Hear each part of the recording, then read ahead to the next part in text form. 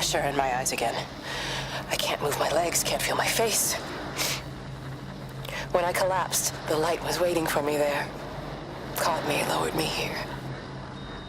Now it's pooling around my feet, watching me. The printers are spewing out page after page of zeros. It's frightened too. It'll be okay. It'll be fine.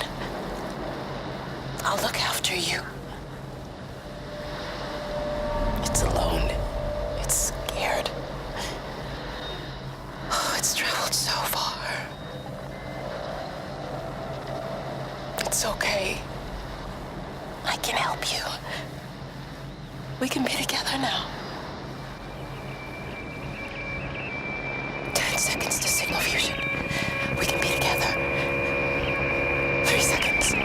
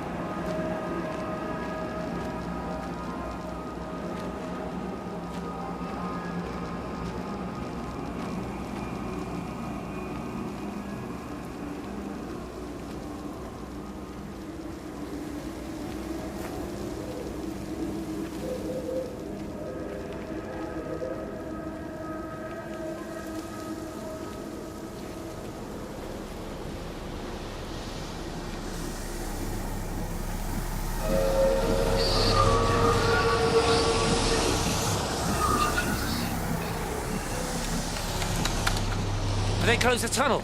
There's no trains. I've put up a sign. The tunnel, Howard. Is it closed? I think so. I don't like it. It's not right at all. Stop whining. It doesn't help anyone. Did you know you're bleeding? Oh, this headache is just killing me. I haven't had a nosebleed like this since I was a kid. But you've not been to the village? No, I've been here the last couple of days, or at home. I've only spoken to Clive at the EMC on the phone. Well, tried to anyway, but with all the crossed lines... But no direct contact with any other people? No, no one. What are you talking about? What's going on? It's the pattern. It's adapted again. It doesn't need direct contact to transfer. It's using the phones. What do you mean, direct contact? Stephen!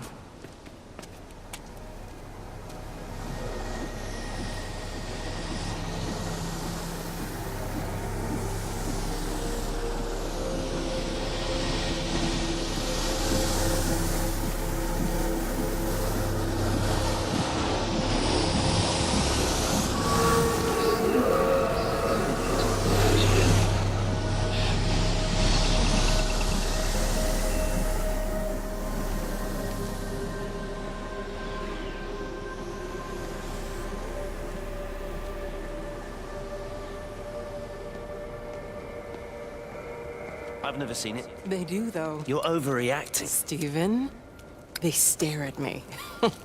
Yesterday I went into the village and this old woman just stopped in the middle of the street and stared at me like I had two heads. Oh, don't be so melodramatic. I'm like a walking freak show. Oh, this place, it's so insular. I just don't understand how you grew up here. Well, I was very different then. And they're not so bad, really. That's easy for you to say. Just give it a bloody chance, Kate. This was the deal. A year here, and we could be in with a real shot at Lucia. Stephen! Oh, Christ, it's Lantham. Stephen Appleton, I thought it was you. What's all this about a Yank wife? Oh. Hello. Two heads, Stephen. Hi, I'm Kate.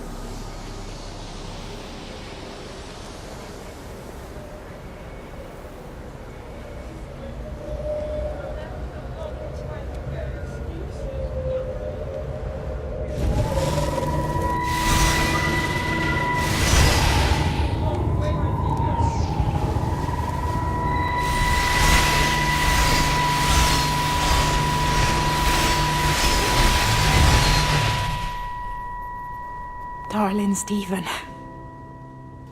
I don't know if you'll ever listen to this. Maybe you've decided to stay with Kate, and I can't blame you for that. But I can't wait for you either. I've got to think about the baby. And, well, I should have left a long time ago. I've run out of excuses for not leaving now. But I do love you, Stephen. And I hope you find peace one way or another. Oh, there's planes coming.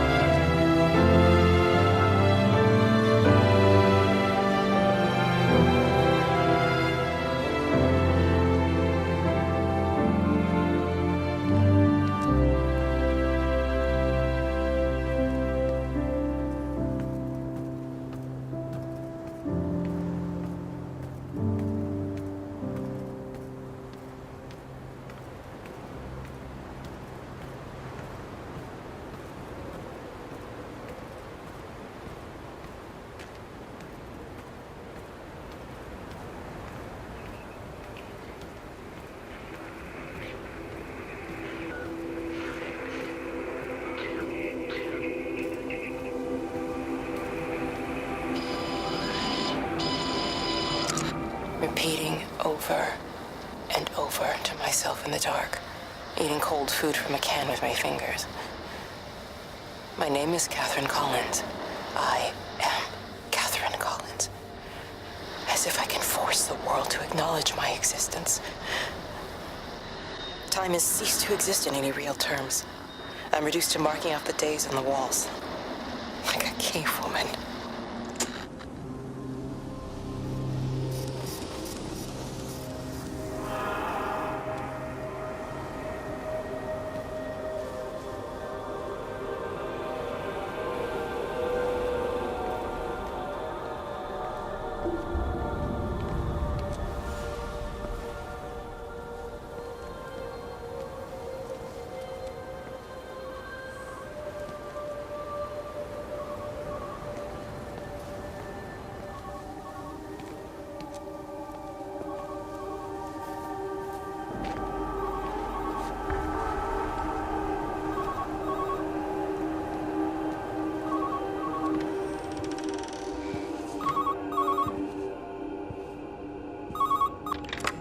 Master's house. Howard Lantham speaking. Howard, it's Clive. Clive Smith. I need you to listen to me and not ask questions or interrupt. Can you do that?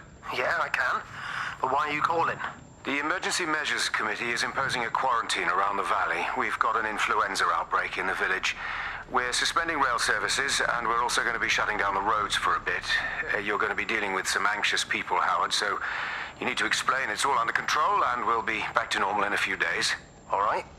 Open up the emergency store. There's posters and boards, along with a bunch of stuff that hasn't been used since the war. Grab anything you think might be useful. I need you to close up any unoccupied buildings, put posters up, that sort of thing. Make sure everything is all squared away and shipshape. You are a military man, I'm sure you understand that. Everyone doing their bit, following their orders. All right? All right. I think. Good man. I knew we could count on you. Ah, Jesus, Maze. What the hell was that?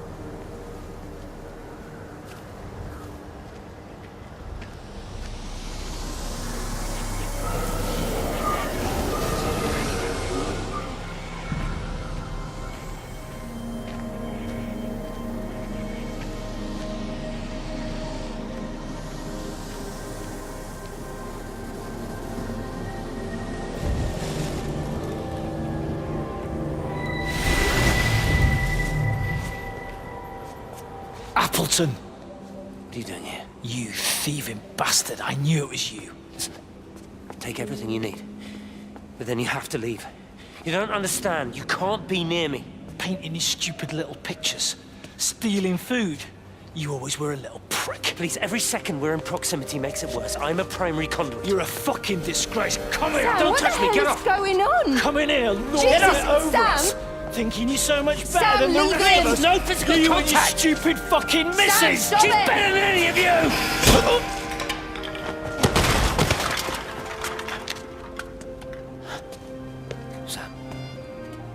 Sam?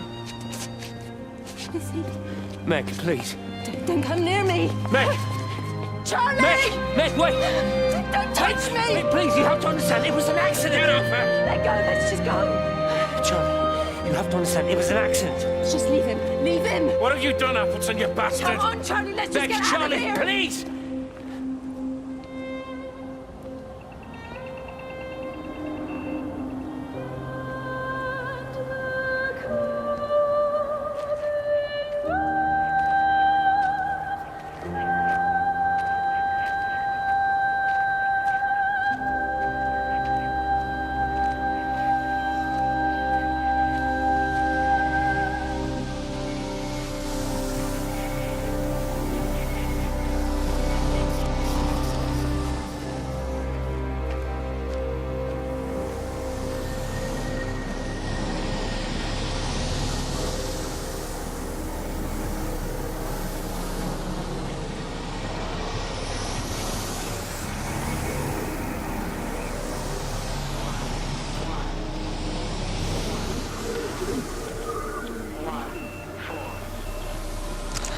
This is Catherine Collins, recording for posterity.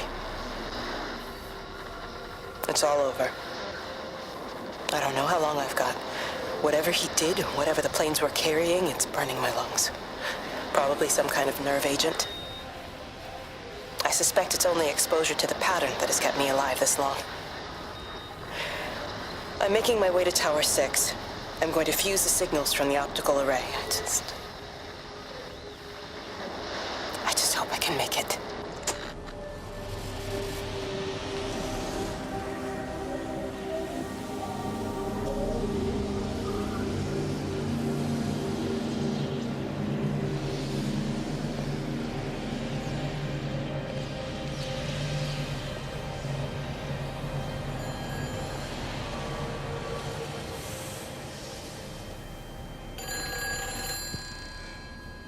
Hello? Hello, is there anyone there? Can anyone hear me? Clive? Clive, it's Stephen Appleton. Are you there? Can you hear me? Over.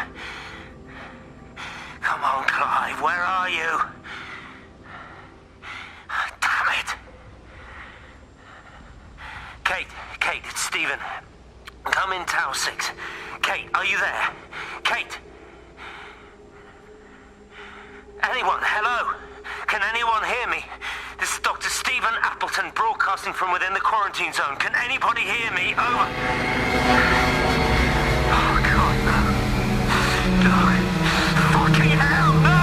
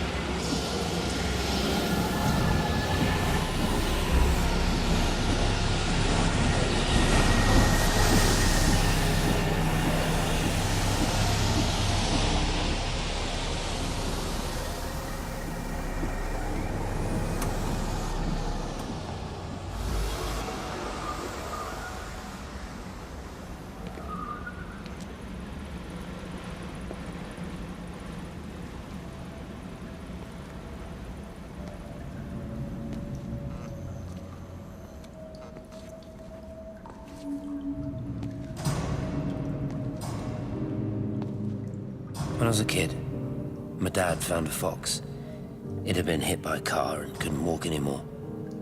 My mum went spare, of course, made him keep it in the shed. He was already slipping away from us then. He spent hours with that fox, telling it all about Italy and the villages they bombed there. I was jealous, I think. That the fox got more of my dad than I did. But it was dying, that was clear. So one day, I snuck out, took it a sandwich for food. I was only 8. When it bit me, I remember the anger, the shock, the hurt.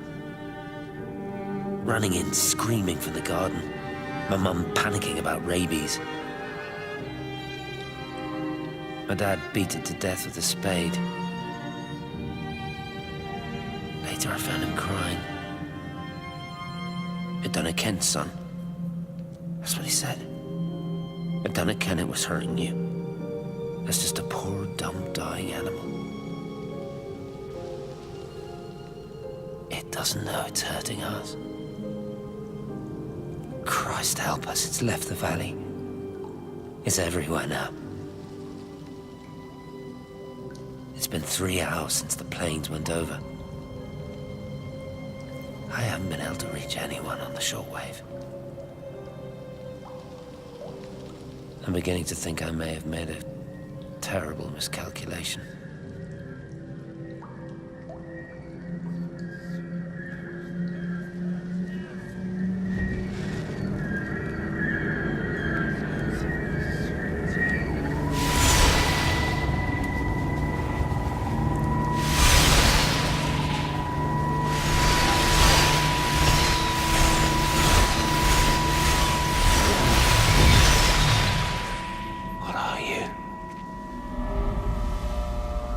You understand me, don't you?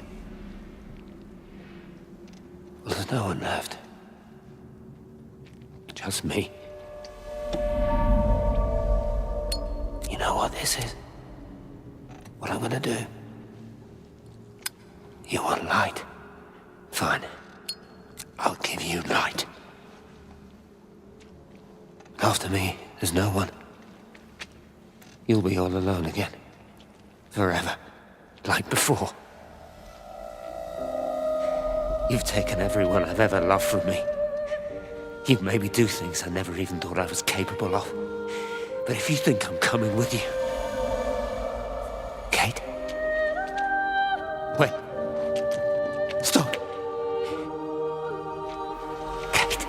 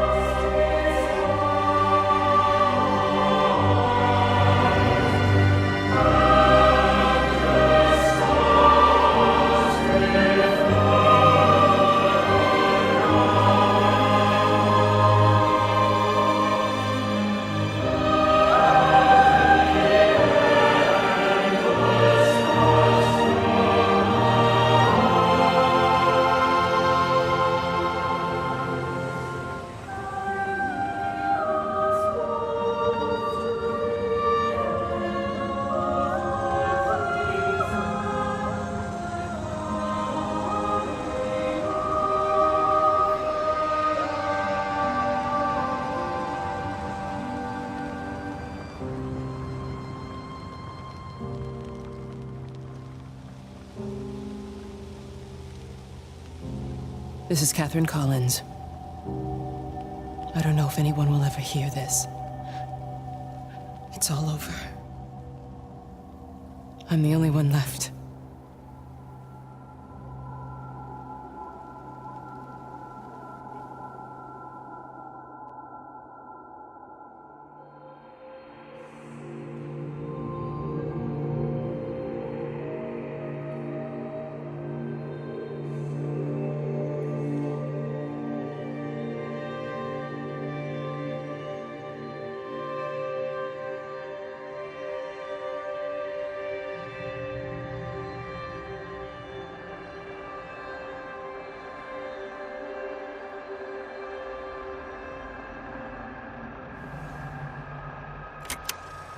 I watched a butterfly dancing in a strip of sunlight. All of its life contained in a single day. The blink of an eye between the ebb of the darkening tide. Lying there with the pattern curled around me, I saw the inevitability. The necessity of presence born from absence. The constant unfolding.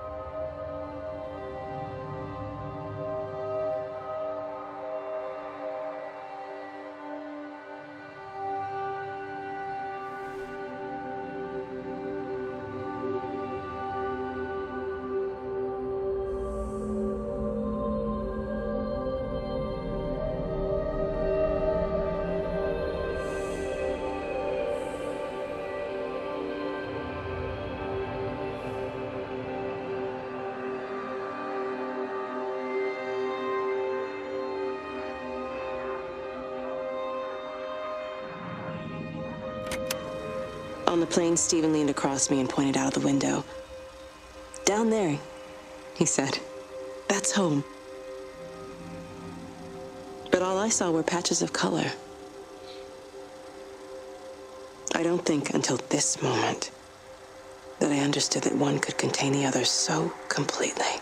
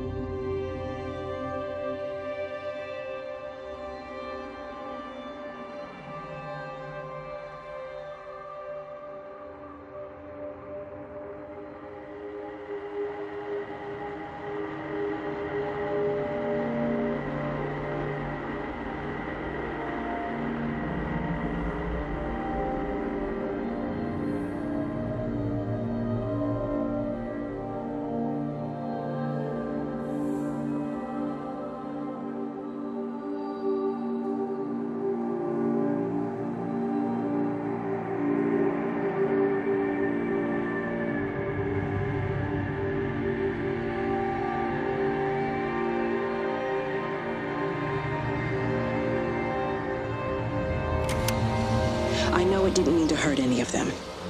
I try and explain why Lizzie tried to leave with her child and why it was wrong to stop her.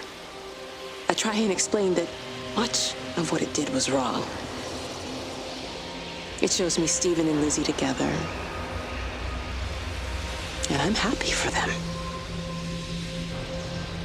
Frank walks his fields with Mary. Wendy and Edward nest together in the orchards of their love.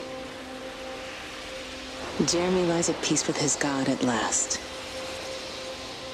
All of them are happy because they are together. I understand it better now. It is a collector of time. No butterflies.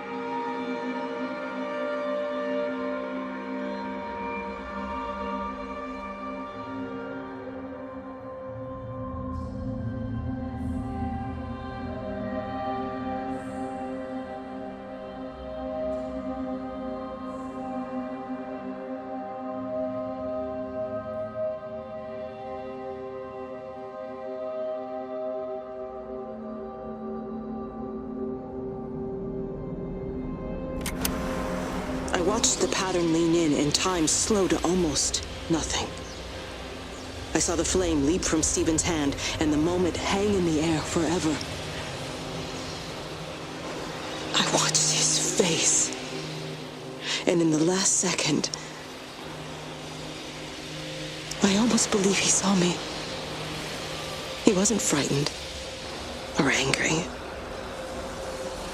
I remember his expression, just like I remember it from the first time, early that morning when he woke and, still half sleeping, said, "God, I love you." And I loved him as he entered the fire, and I let him go. knowing I wasn't ready to join him. We have held time to ourselves here in this place. Held the light to the ground because we were afraid of the coming dark. But now we understand that to cling to the light is not living. I've spent my life watching the illumination from a million dead stars reaching for me without grasping this meaning. The light we cast transcends our death. The pattern made by our living creates a bridge across the dark.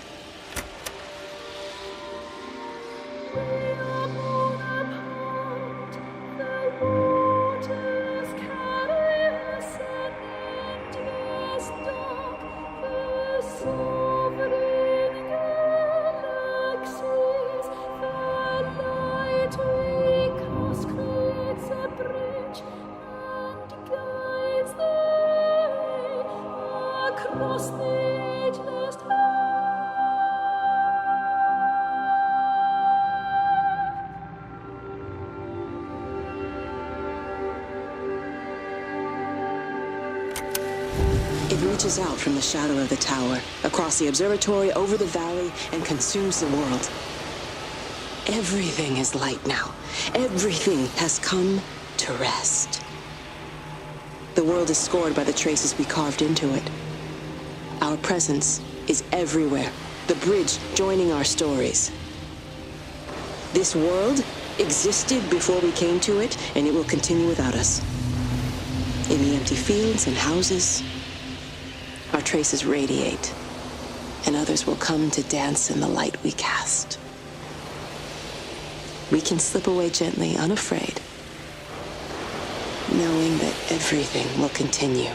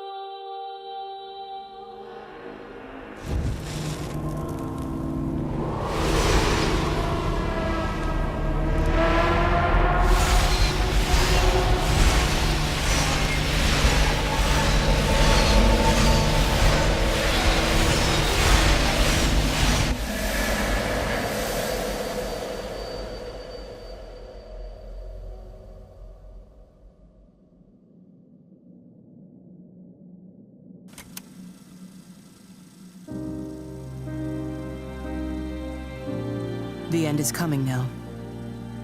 I'm not afraid. We have each other. We lived apart from them.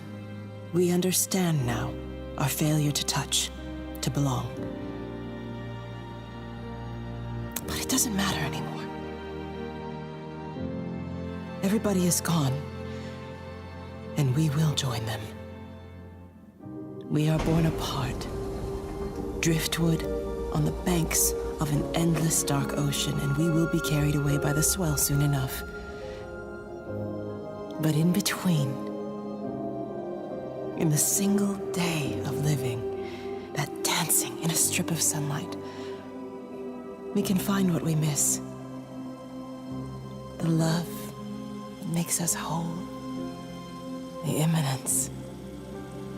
Everybody found their other. This pattern is mine.